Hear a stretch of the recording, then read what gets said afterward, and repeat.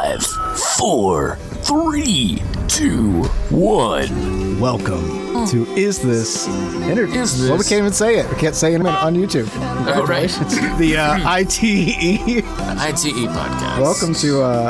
Welcome to the completely censored version. Excuse me. Oh, man. What the hell is happening? What's happening to this country? Oh, gosh. How long do you have? No, what is that thing? When we grew up, they said, united we stand, divided we fall. How come people don't seem to remember that too much? Isn't that our motto? Isn't that on our flag? Is that like somewhere? Yeah. Maybe we should think about that for Maybe 2 seconds. Maybe we. Okay, and without getting political, we're going to talk about the entertainment news, of which skip right on. Which there was none. There was nothing this week. A week. You and I going back and forth, being like, so what are we going to talk about this week? Psh, don't know. Something will come up. There was Cobra Kai. But here's the thing. Yeah. You're watching it, and I haven't gotten around to it yet. What I'll say is, if you ever watched Karate Kid in your entire life, you will love this show. If you've never watched Karate Kid, there's a good chance you will hate this show. Really? Like, my wife she has a hard time just like getting into it because you see the worst side of every character and the best side like that. It's some good storytelling, but it's not what you expect. I know just enough about the plot to know that what you just said, that it really looks at things from Johnny's perspective and how that first movie affected him. And then, it tells a very balanced story and makes you question. Those 80s movies had a very clear, this is the good guy and this is the bad guy. And now they're going back and cleaning that up and making me like, no, these are just real guys. And that's cool. Yeah, it's great. We explore that we're not all perfect and whatnot. And it explores like what happens to washed up like toxic masculine guys. Everybody wants to talk about toxic masculinity for some reason. So, oh God. So say it one more time. Toxic masculine. What happened though? Remember when we were kids, like we had heroes like Arnold and what's his name? Rambo, Sylvester Stallone. Yeah. What happened to like manly men, man? You could still be manly. Yeah. But I've never been one. I've never been extremely manly, but I'm just saying. I think there's the bummer is I haven't watched Cobra Kai, so I can't really speak exactly to it. I just mean in general. But I think if your masculinity is built on being a dick, then that's toxic. That's not a good thing. So don't be a dick. So I think that's worth examining. Hey, let's just make sure that our role models aren't terrible pieces of crap who sexually abuse women and do a bunch of bullying and whatnot. I don't know. I'm just pulling things from there. No, that's why you're here. You're here to give the other side. I'm here to just play devil's advocate for no reason. And you're welcome to do the same thing. So, because we're friends in real life. Yep, absolutely. People probably think we were like really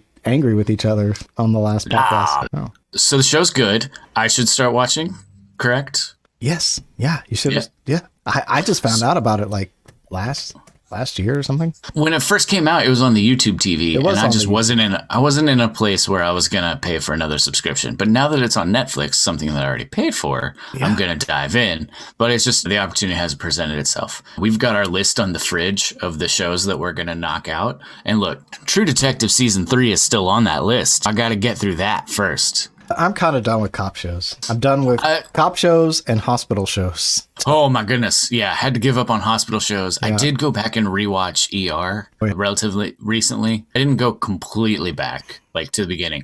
Back in 2008, 2009, somewhere around there, every day in the morning time, TBS would play 2 episodes of ER around like 10 a.m. and 11 a.m. And at the time I was working at the park, so I was off on weekdays. So I would just naturally happen upon an episode of ER at 10 a.m. And I was like, I'm really getting into this. And this was before streaming really took off. And I was not going to buy 15 seasons worth of DVDs. No. So I would just DVR those episodes every day. And then like when I would have an off day, I would just burn through the week's ER episodes. And I got seasons 1 through 9 done. And then I found out last year that everything was on Hulu and went back and watched 10 through 15. I had already seen season 15. That is a lot of shots in a hospital. Oh my goodness. I can't imagine. Yeah.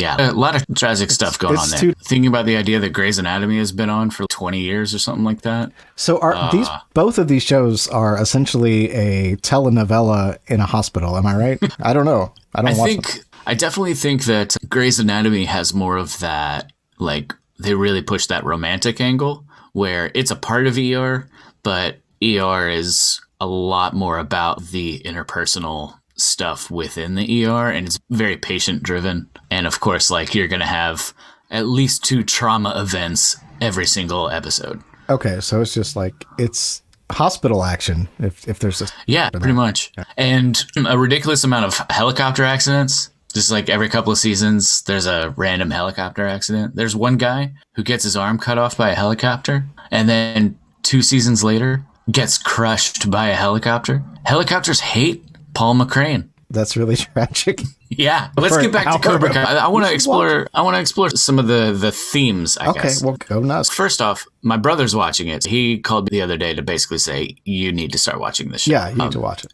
Because him and I often quote Karate Kid 2. I think Karate Kid 2. Yeah. What's weird is I don't think I ever even watched Karate Kid 3. Did you see that one? Oh, yeah, absolutely. Terry Silver is an amazing 80s villain. Do yourself a favor. Watch that one. The stakes they try to make the stakes higher, which makes no sense because the second movie is a literal fight to the death. Fight to the death, yeah, chosen. From his perspective, Daniel, literally, he's fighting for his life, per se, but he's not trying to kill the other guy. And then in the third movie, it's about the tournament again. And it's okay. Yeah. It's hard to go from life or death to repeating as All Valley State champion or whatever. So there's some bobbing and weaving, but Terry Silver is a great villain. So what did you want to talk about specifically? Your point about if you haven't seen the movies, my nephew, who's 12, he has to have seen.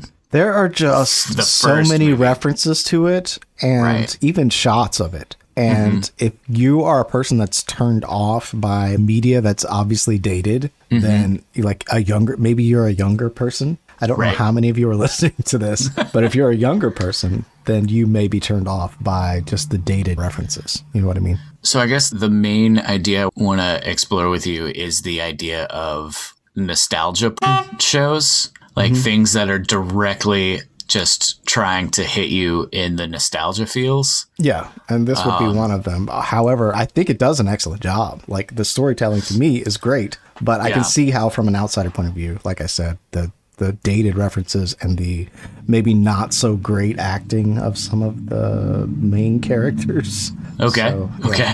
In the last, 10 years, there's been a million reboots, a million let's reach back and redo things that were done in the 80s. And then you're seeing shows that drop off and then 3 years later, they're rebooting it with a completely new cast or whatever. The idea of a new Gossip Girl. Do we need that? Saved by the Bell. This is now going to be like the 4th iteration of Saved by the Bell, just trying to recapture that magic from the original. How many was Screech in? Was he in all of them? Just one. They redid Screech. No, I think Screech was in all of them. He was in the original, and then he was in the college years, and then he came back toward the end of the new class and was like Belding's assistant or something like that. He is literally the only thing I can remember about Saved by the Bell. Gotcha. He's not in the new show, I don't believe. Also, that one that's a Peacock Premium. You can't get it with the free Peacock. You can't just watch commercials. You've got to pay. No. You got to pay, and I got the Amazon Prime because it gets me packages quickly. HBO, which comes with my cables. Disney Plus, I got the free trial, and then now I can't live without it. Now you're sucked in. And it's on my phone bill, so I don't even see it. It's invisible.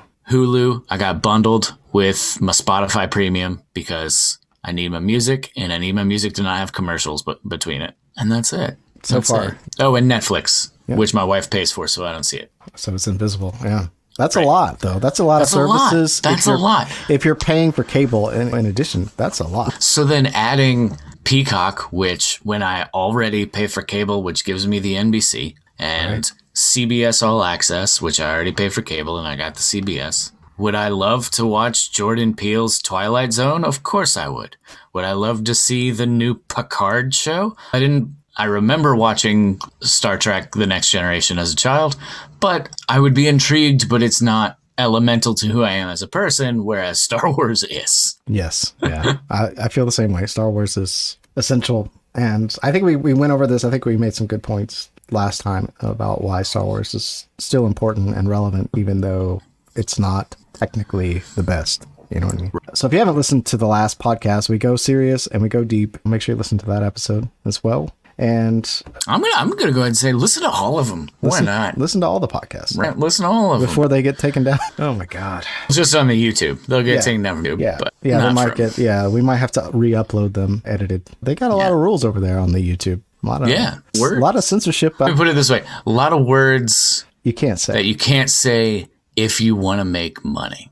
Yeah, that's fair. That's fair. Yeah. If you just want to put out content and don't care that if anybody you get that nickel every 1,000 views, yeah, that's true. And we're not like monetized. No, but I feel like it still influences the way that the algorithm works. You know what I mean? Because it knows what words are in there. It's not going to push videos that And just so everybody who's listening is clear, we're talking about very innocuous words. Like entertainment is in our title, and yet they're like, nah. Can't do it. Yeah, you can't say internet and still get monetized. Yeah. Plus some of the curse words we use on occasion. Oh yeah, definitely some of those. Definitely some of those. Those definitely hurt, help, something. Yeah, I don't know. We'll have to cut them out of the YouTube version. So if you want the unedited version, make sure you're listening on Spotify or something. And if you want to see the clean all ages version, you can watch it on the YouTube. And speaking of Spotify, it's coming, Ben. We have a song coming out. Oh, yes! It'll be out before the next episode of this. So this will be our last episode before it comes out. I'll put the pre-save link in the show notes and in the description and on the site. Nice. And we came up with the band name and everything. Yeah, Dual Paradigm. Pre-save it. And I'm excited. I'm excited to actually make new music. Definitely. Yeah, that's it. All right. We go into, I don't know how we're going to transition to Sonic the Hedgehog. Oh, yeah. So that was the thing that I watched this week. Actually, I watched it yesterday. I watched the new Sonic the Hedgehog movie. And I got to say, it's a lot of fun. Yeah, it was. I had a great time. It's lots of laughs. It's a loose 90. So it's not a long haul. You don't got to settle in too much. Pop it on, have some fun. It was a well-executed video game movie. I would agree. Ryan, what is his name? Sorry, Ryan. Take two. Ryan Reynolds. Ryan Reynolds. He is not in this movie. It's not him. Nope. What movie? Oh, Pikachu. You're thinking Pikachu. Yeah. What I haven't seen Sonic then. What? I got it confused with Pikachu was also a video game. Cut all this out. Holy crap. You got to keep this in. This is hilarious. This is wonderful. If we delete this, we're no longer friends. I'm easily confused. No, this is based off the early mid-90s Sega What is the plot? He has to get rings? So the plot is early on in Sonic's life, the owl person who raised him. Naturally. She's, hey, look. You have crazy power, okay? And as long as you have crazy power, somebody's going to be looking to exploit you. And then some people find out where they are, and she protects him while he gets away. And how she does that is she gives him a sack of those rings. And then with those rings, he can transport himself to other worlds. He can basically bounce around and then keep himself safe. So he ends up in Montana. He befriends the local sheriff police officer, played by James Marsden, Cyclops in the original X-Men movies. And when you say it out loud, it sounds a little suspect. But it's a story about friendship and rings. How many rings did she give him? Was it 7? No, it's a bunch. It's a bunch. Okay. It's an undisclosed amount. And Jim Carrey plays Dr. Robotnik, who is he is a government contractor who is sent to Montana to figure out the source of a crazy energy spike. Spoiler alert, it's Sonic. And becomes obsessed with figuring out basically what the owl said, that he's going to try to exploit Sonic's power. And then like a magical super CG. It's definitely CG because it's a blue cartoonish hedgehog. But I mean, his power is it like he's got there's like an electronic element to it where if he has an energy pulse situation. If he runs too fast, like the power goes out. Exactly. And so it turns out he's a superconductor of energy. Okay. And so Robotnik wants to exploit that. Naturally. And it shows his origin. And Jim Carrey, man, it is like classic Ace Ventura level Jim Carrey. He is in all of his physical comedy, goofy voices, just all of it, all of that glory. He brings it. Jim Carrey does a great job of it. You can tell that they just were like, all right, Jim, you do you. Here's the script. You do you. Enjoy it. Good luck out there. Should we talk about the obvious thing here that we got on the screen? Oh, yeah. So this was one of the reasons why I was like, I'm going to watch this movie no matter what, because the internet got real mad about that photo on the left in the initial trailer, thought that Sonic's design was a little bit too much Uncanny Valley, a little bit too much humanoid with the teeth. Yeah, it was like a cross between, for those of you not on YouTube, it's a cross between an actual hedgehog and a human and some kind of plush toy. His fur is like hyper realistic. Yeah. It's very tragic and scary. It's scary. Yeah. It's a little scary. So then they delayed the movie by 3 months to go through and more cartoonishly design the main character. So he looks like he did in the game. It's a little bit more like he did in the game. And if you're gonna willfully suspend your disbelief for a blue 3-foot hedgehog that runs crazy fast and wears red sneakers, and has EMP-like qualities, then I think you can deal with the fact that the fur isn't naturalistic enough. Yeah, I definitely, looking at the earlier draft, it's just something's really creepy about the eyes, like they're too far apart or something. Like, man, it's just weird. Yeah, if you haven't seen, you've probably seen it, but if you haven't seen this, just look it up. It's quick weird. Google image search will bring it up. Oh my God. Yeah, it's a good thing they waited the 3 months, I think, to, redo his look. Absolutely. And is it a bunch of is it these like Uber fans? It's in that same like nostalgia kind of way of being like, well, that's not the Sonic the Hedgehog I know. Or is it just like, no, that's creepy and we don't like it? I think it's fair to say it's just creepy. I don't have words. Like, I'm looking at this picture and it takes my breath away a little bit. So it's definitely like, if you put a human child on the left of the first draft, you would say that the middle one is one morphing into the other. Yeah, I get that. Okay. Yeah. Well, so now that they went through, they put the time and the energy in, they're like, hey, you know what? We're going to listen to you guys and we're going to change it up. And then they did. And I want to applaud those people for making that decision. And the movie was good. Ben Schwartz voices Sonic. He does a wonderful job. He's hilarious. John Ralphio on Parks and Rec, if you're familiar.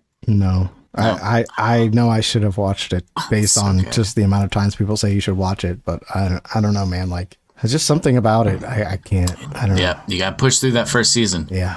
Just start with season 2. How many seasons are there at this point? Oh, 5, 6. I do have a show. I've got a show we can talk about. Oh, yeah? Yeah, let me pull it up here. What is it? Luton? Is that what it was? What? I don't know this. Lupin. This guy. It's based on a classic French novel. Okay. Is it in subtitles? No. Nope. They overdubbed it in English, and it takes a little bit to get adjusted to, but it's not that bad. It's actually pretty synced up. And do you prefer subtitles to overdubs? No, I like to actually watch what's going on. Gotcha. So it's based on a novel that takes place back in the day about a gentleman thief. So this modern thief takes all of his inspiration from this guy, and so he's like a con man thief guy, but he is just a copycat situation.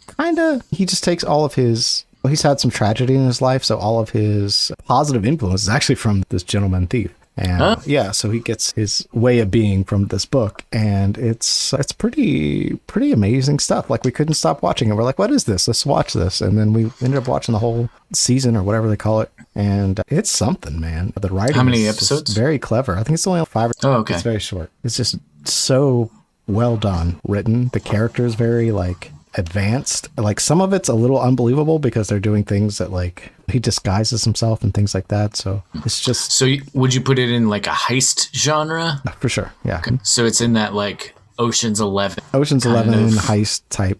Yeah. Lupin. Lupin. Or Lupin. I don't know. Lupin. I can't believe it's not about werewolves. It's not about. No. Nope. It's very good. Like I said, it's based on the book. They incorporate the book into the film. And it's just very cleverly done. I don't want to give anything away because it's like all the good stuff is spoilery and it's worth watching. It's worth a watch. Cool. Yeah, put that on the list. Put that on the list on the fridge. Yeah, it's good stuff. I had another big undertaking this week. And actually, it ties into Cobra Kai and Sonic the Hedgehog. Just a little. Okay. You were asked to dress up as a video game character while practicing karate. No. Actually, no. Let's go back a little bit. Let's talk about that. Why don't video game movies work for the most part? Because there's no plot. Plot in a video game is always overly simplistic. Not always. Okay, I'm alwaysing. It's never always, but typically it's pretty simplistic. You got to go to get the thing to do the thing. It's just a bunch of things that you need to get. MacGuffins. It's just MacGuffin. So you need to get the MacGuffin to get to the MacGuffin to get to the MacGuffin. Right. And then the final MacGuffin is harder to get to. Yeah, you got to go beat this boss to get this thing, to go beat this boss to get this boss to get this as a movie, it doesn't make a great movie, as we've seen. And there's a movie that I feel like really just went all in on that as a storytelling formula. Maybe Silent Hill. Oh, did you see the Silent Hill movie? I thought you were going to say Rise of Skywalker because... a little bit, yeah. No, I haven't seen Silent Hill. Yeah, I never really played the game, but it definitely has that feel of like, all right, here's the setup, and then our one character is going to go meet up with this person, and then they have to defeat this mid-level boss, and then they got to go defeat this other mid-level boss, and like friend gets dropped off along the way, and they pick up a new person, and it's just here to here. Like, it can definitely work. It can definitely work. You just have to do it. You have to execute. Right. It also wasn't a great movie. That's the other thing. Like it held very strictly to the form, but so I feel like Mandalorian kind of follows that, but seems to pull it off in a way that is unlike most movies when they follow this sort of, you have to get the thing to get the thing. And, here's the thing that you just happen to need. So what are we talking about? Video game movies and why they don't work. I think some of it is also just not understanding the concept of why people like the game. Like the Super Mario movie with Dennis Hopper back in the 90s, that was just like pure garbage and not understanding. People don't take into account there are chemical reactions that occur in your brain that are equivalent to doing drugs when you play a game. Definitely. And if for some reason the movie is not doing that for you, then you're going to be let down by the movie because your expectations are going to be high. And especially in order to do that with a film, I feel like what makes a good film is always like characters and character development and characters evolving as wrenches get thrown in and how they handle the situation. That's what makes a good story. And if the wrenches thrown in don't evolve the character in any way, if the character stays the same before and after, which your character typically would on a video game, would just be the same character. They don't really evolve. That's true. They basically are what they are. They're the thing. The best version of themselves. Right. Speaking of best version, I'm going to go somewhere we didn't write this down. Yeah. High Republic. Yes. Do you know anything about this comic book that came out? So there was like 4 things all released on the same day. There was like the comic book, there were like, and then 2 novels, and then like a YA kind of bookish, like a real like middle ground kind of piece. And I thought about getting the main novel on the iBooks just to start down that journey. But then knowing myself, I was like, then I'm going to have to read the next book, and I'm just going to get into it in a way that I just don't know that I have the energy for. Yeah. There's been a lot of backlash on the internet about this. I don't know if you're familiar. Oh, no. The first issue of the comic came out, and the characters are this. They're like, here's the character, and she is the greatest Jedi ever. And here is the character. And she's the best young Jedi ever. And it's what? There's no... Do we think that's a function of like it being the High Republic? So they're supposed to be... This is the height of they Jedi power? They say that, but then the character has all these flaws. Like anger and all this kind of stuff that's in like the character. And now I haven't read it, so I'm just repeating what I've seen.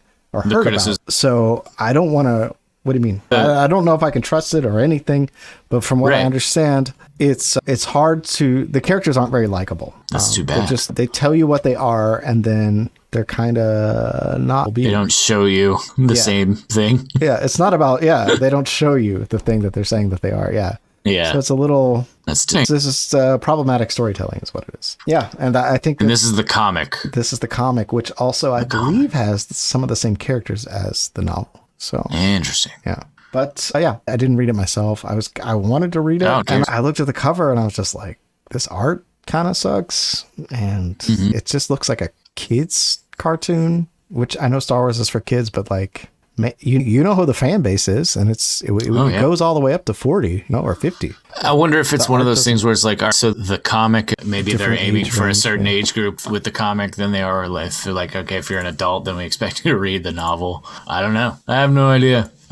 Or maybe it's just all a test balloon for the eventual High Republic TV show, just to like set up some version of the world so that they can drop Easter eggs in it. I don't know. Yeah, it sounds to me like a train wreck. It hasn't sold very good, from what I understand. Like their numbers were artificially inflated because comic book shops had to order the subscribers. No, they had to order a certain number of them to get the special cover. So you have to order 60 regular ones to get one special cover or whatever. Gotcha. So they're ordering all these extra ones, hoping they'll make. It's sad that they do that to comic book shops because. Yeah, and they're not huge money makers. They're the entity that you are. You're putting all the pressure on them. And I don't know, man. Like, I don't know. I don't want to get negative in this podcast. Okay. Look, we haven't read them. It's just an initial reaction. Yeah, maybe they're great. Yeah. Maybe they're great. At the same time, like, there's a Star Wars comic somewhere on this shelf. And I might have leafed through it once, maybe twice. Oh. All right. So you watched Cobra Kai this week. I watched Sonic the Hedgehog. And Lupin. And the Lupin.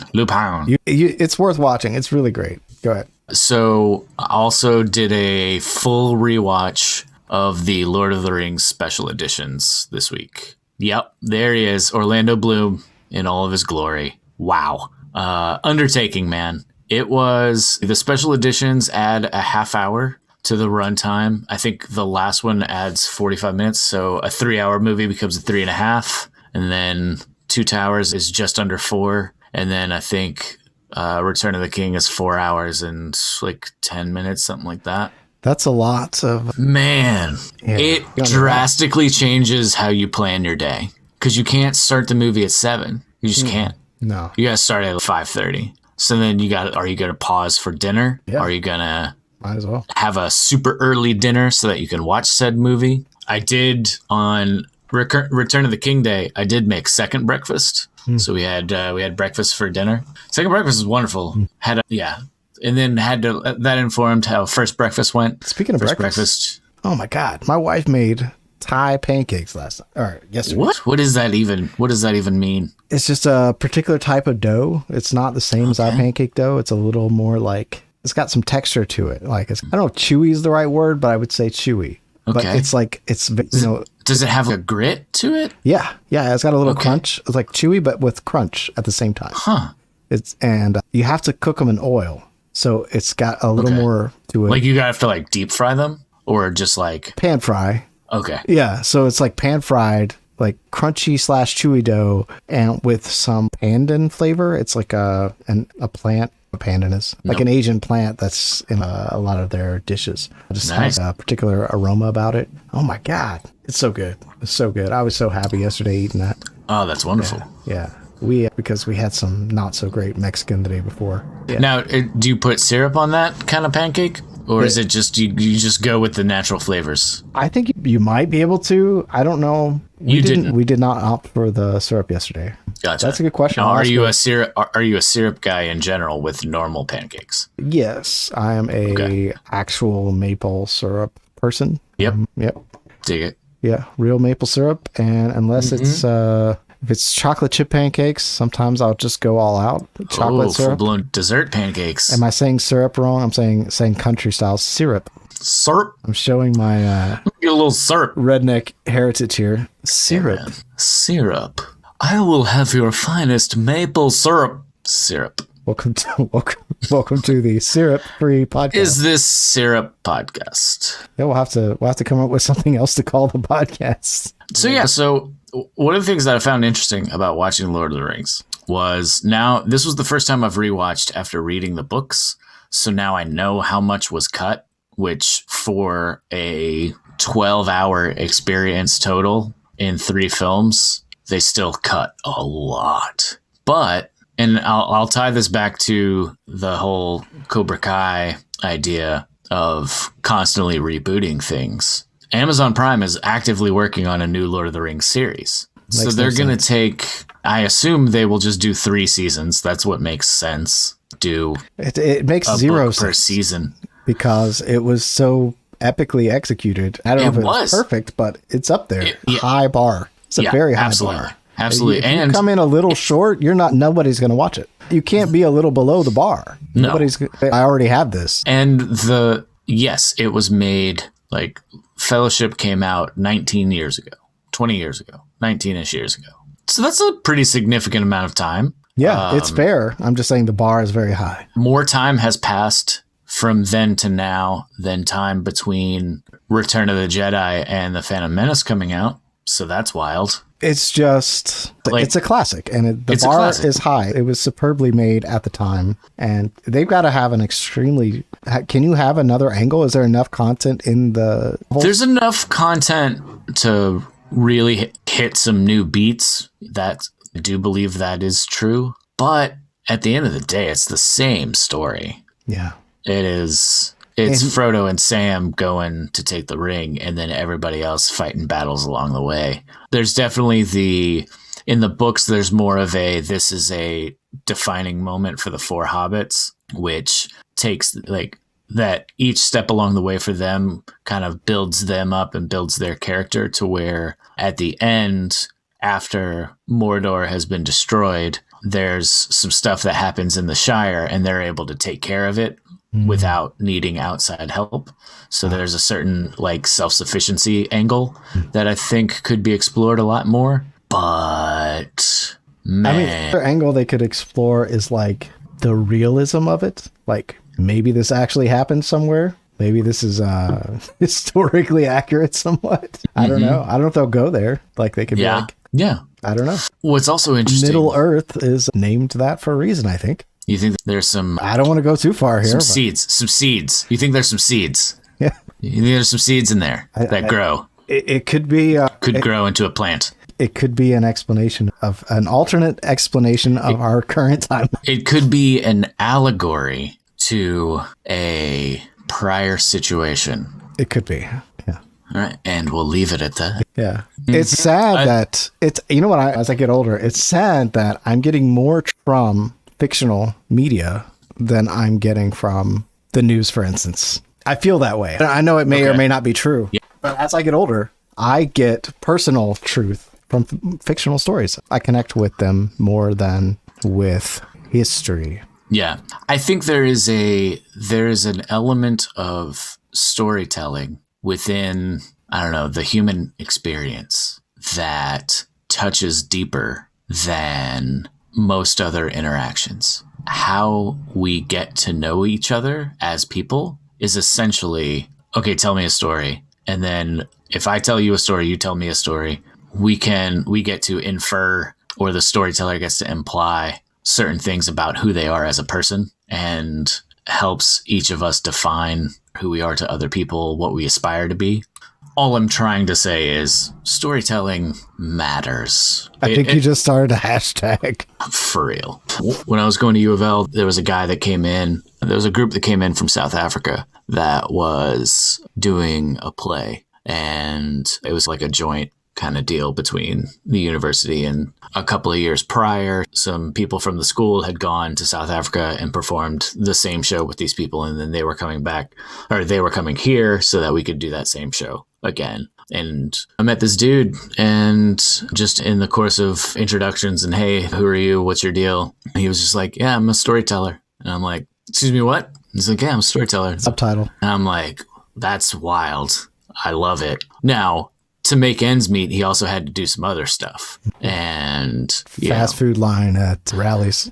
No, he was actually very good at like making things. Oh, okay. So he would, so it was almost like an art project. He would take like the cardboard box that you would get like a 6-pack of beer in, or like a 12-pack of beer in. So it would be like this Budweiser cardboard box, and he would make a hat out of it. Okay. So it's like a hat that you could wear. But it has Budweiser all over it or whatever. So it's very interesting. It's a very interesting cat, and I hope he's doing well. Yeah, me too. Yeah. Yeah. I wonder if he like sells that stuff like on Etsy or something. I don't think it's that tech. I think it was, but he'd show up and be like, "Oh, hey, I made this. You want to buy it?" Yeah. That's cool. Yeah. I think that's a way that we should, like, people should hustle that way. It shouldn't be like frowned upon or anything, because that's a legit way to make a living. You're creating something out of something that would otherwise be useless. And that thing was destined for a landfill. And it offers value to somebody. I think that, that shouldn't be overlooked. No, not at all. So that's all I got for that. So yeah, Lord of the Rings, Amazon Prime. They're doing a new one. I don't know that's warranted. I watched the first episode, and I'm definitely gonna watch it. If they come at it from a different angle, I'm in. Or if they somehow do it better, which it's hard for me to imagine a better job. And maybe I have a bad taste in my mouth because The Hobbit really didn't work for me. Like, that trilogy should have been 2 films, and they shouldn't have relied as much on CG as they did. I feel like the Lord of the Rings movies were so good at the practical effects, and all of those orcs looked super real. And then in the Hobbit films, they no longer look real. They look like a video game. It's like their budget was... Yeah, I think it was just one of those things of they made the decision and they were like, okay, we're just gonna do it all digitally, and that'll give us opportunities to do some wilder things. But those wilder things don't have that same look of the practical effect. I think that's also part of the reason why we like The Mandalorian so much. It's all of those practical effects. Everybody loves Baby Yoda because he's a practical puppet. If he was a digital thing, I don't think we would all love him as much. Right. Now, there are plenty of digital effects in The Mandalorian, but... Yes, absolutely. But like the way that they do it with the volume, which that thing is wild. It's great. Man, that is cool. Speaking of, we're queuing up for the new Marvel, WandaVision. 5 days. Yeah. 5 days. Did you watch the Wanda recap? The Legends thing or whatever? No, I did not. I will, just because why not? Watch it. Yeah, it's only 6 minutes or something. Get you hyped up a little bit. Yeah, I saw Age of Ultron was trending yesterday. I think that's because of this. I think that movie could always use a little bit more love. I thought it was a lot of fun. James Spader was cool. Ultron, it really got to me. It just didn't look. Really? It didn't look real enough. Yeah, it just looked a little too cartoony. Yeah, I get that. It's something. I definitely get that. That's something that's always bothered me about Marvel movies, is they're not consistent with their quality of animation. They'll send out like one scene to be animated by one company, and then another company comes back, and one looks like a cartoon and one looks photorealistic. It's just, and then they cut between them, and it's okay. Yeah, I get that. It's a little weird, but other than that, I still love the movies. One of the things that I thought about a lot while watching Lord of the Rings was how when that movie came out, I didn't know who half those people were, to delineate that passage of time. Because just think about Age of Ultron and the fact that Andy Serkis is in it. And when Lord of the Rings came out, I had no idea who Andy Serkis was. Right. And now he is, and think about all the things that... He's the mocap person. Yeah, he's the mocap guy. He made the mocap Jungle Book movie. Really became the guy for it. And that's actually what I was talking about, is like that technology is available basically for anybody now. Like we can do, you can use your webcam to motion capture like animated stuff. We could theoretically make something fairly easily. I might have to buy some software or whatever, but once you get it, you can make whatever. Wild. Yeah. Mocap. Andy Serkis got a whole career. Orlando Bloom, didn't know that guy. Yeah. I didn't even know he wasn't blonde. Didn't even know he wasn't blonde until Pirates of the Caribbean. Was that after? Yeah, that was after. Okay, so he got his debut, and then he made a career out of it. Yeah. Elizabethtown. Oh, that was the movie. Oh, yeah. Which is just down the street. Yep. Yeah. Speaking of which, shout out to people in Louisville. I might tag this whole podcast Louisville. Speaking of Louisville, have you watched this not great show on Fox starring Mayim Bialik that supposedly takes place in Louisville? No. You didn't catch that one? No. It's okay. It's not really missing much. It's fine. It's a multicam. It's a multicam sitcom in that like Big Bang Theory, 2.5 Men kind of realm, laugh track, that kind of thing. It's not my cup of tea, so it could be very good for that type of thing that I'm not into, but there's some little Louisville. I watched the first episode. There's some Louisville references in the back, which is nice. Just have somebody come out here and shoot some B-roll, so they have some like Louisville back. No. There's just like they're at a bar and there's like a U of L and a UK logo thing. It's like they don't even have shots of Louisville in the show. Yeah, there's they talk about the Brown Hotel, like the main plot, like the A plot. I wonder if we know the person that wrote this. I don't think so, because I remember seeing that person's name and knowing that they're from Louisville and being like, no, I don't know who that person is. Strange, but weird. More power to him. Keep doing. In the second episode, there's a what we're famous for now is kind of garbage. Yeah, it's not great. It's not the best. It's not great. Yeah, it's a bunch of multicultural people all getting along in the city of Louisville. That being a part of the show, I'm for it. Yeah, that's great. Yeah, actually. Yeah, I might have to start watching this. Yeah, it's great. So speaking of, I'm gonna watch the next episode. I'm gonna keep watching it. It has some Fleabag look straight to the camera. Oh, yeah, maybe a little too much, but it's definitely like a watered down Fleabag. That's cool. Okay, it sounds halfway interesting. Yeah, she owns a cat cafe. But we don't have a cat cafe. I think so. Somebody I know went to a cat cafe around Christmas. I think it was my cousin. My cousin went to a cat cafe, took her kids. Yeah, probably not the most popular destination right now. Yeah, I don't know. Yeah, go into it. If you have allergies, you're already wearing a mask, so that's good. Yeah. Oh, you know what else I watched this week? I watched that on Disney Plus. I watched the first episode of Ned, the alien talk show, Henson Muppets. That sounds funny. It's fine. It's fine. Show me a Muppet doing stuff and I'm gonna laugh. So it's an alien talk show. So does it take place in space a little bit? Yeah, it takes place on the spaceship and the guests get beamed up. Dinosaurs by any chance? No, not yet. It's Andy Richter. Okay. It's like famous people. It's Andy Richter and Gillian Jacobs are the first two guests. Actual people talking to a cartoon puppet. Talking to a Muppet. An alien Muppet with 4 hands. And he's got a sidekick. And then there's tiny little Muppet type. I don't know. It just seems weird.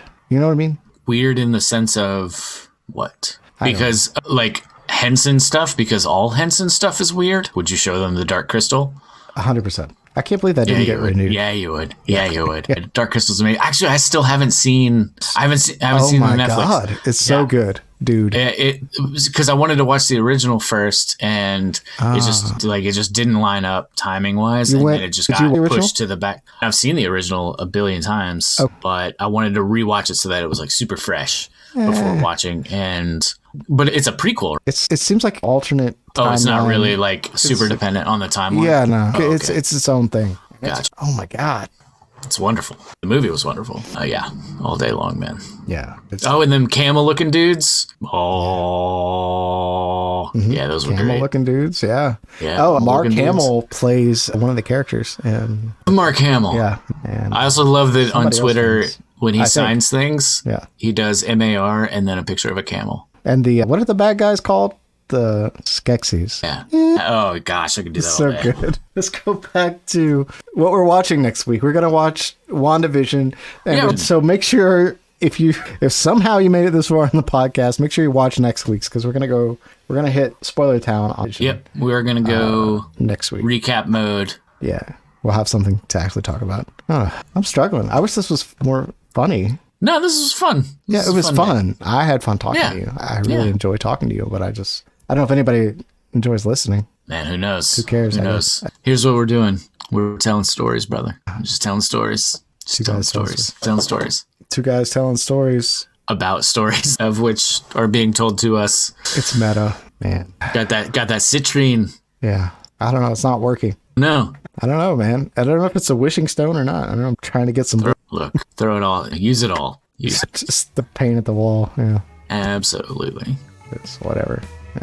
Thanks for listening to the ITE podcast. Thank you. On the ITE network. Is this right? See, and then you follow it up with another word that's probably. Yeah, no, I'm cutting all of it out. Yeah. But just beep. Yep.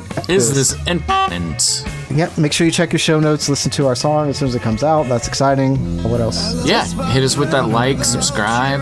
Do all the things there. Leave us some comments. Yeah, I'd love to hear something from someone because we know people are listening. So, we got stats. We have dashboards. Tell us things. Yeah, thank you. Thanks for listening. Thank you, Ben. Thank you, Jacob. You're a blessing. Thank you, sir. And you are as well. I'm just going to stop recording.